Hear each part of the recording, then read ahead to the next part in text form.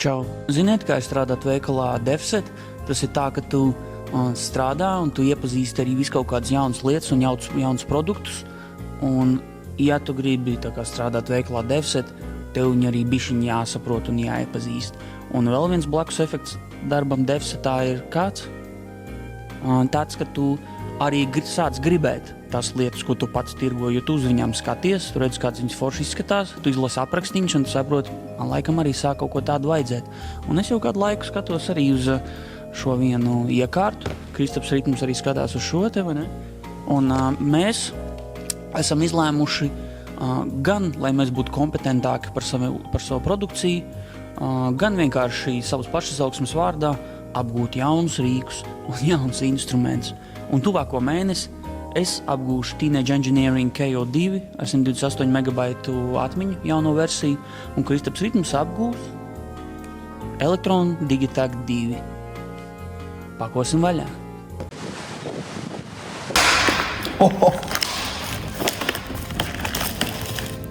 Šitai versijai nāk līdz tāds futlārīts, man liekas, ka iepriekšējai nebija, ne? Nu, un kā viņš varās vaļā? Jā, interesanti. Jā. Šie tātad, kā jūs zinat, mums atrodas uz vietas, kur ir tāda vienkāršāka instrukcija, bet ir ļoti labs manuāls internetā.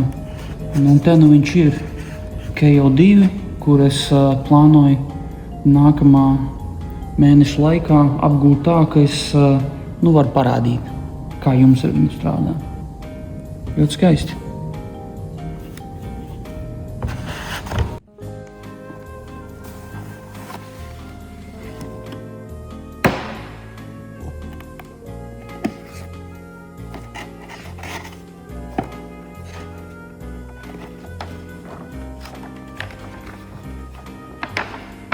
Okay. Tas ir plakāts.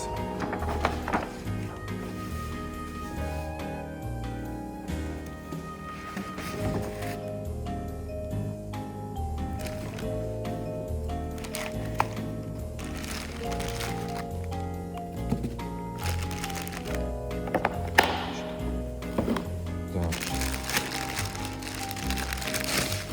No. Salīdzinām. Ko tu zini par savu izvēli? Nu, ka tas krūt. Šitie abi ir zviedru iekārtas. Man liekas, ka zviedru.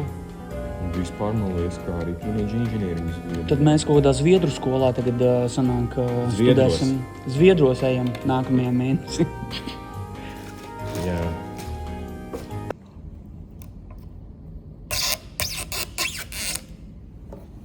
Lūdzu, to arī.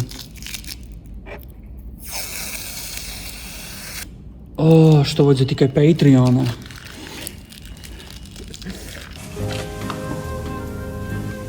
Elektron.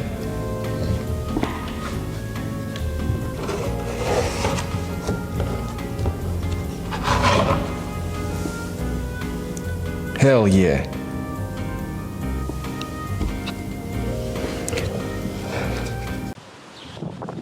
Mācies arī tu kopā ar mums jaunus instrumentus un jaunas darba plūsmas, gan Teenage Engineering KO2, gan Elektron Digitakt 2 pie jums veikalā defset.lv.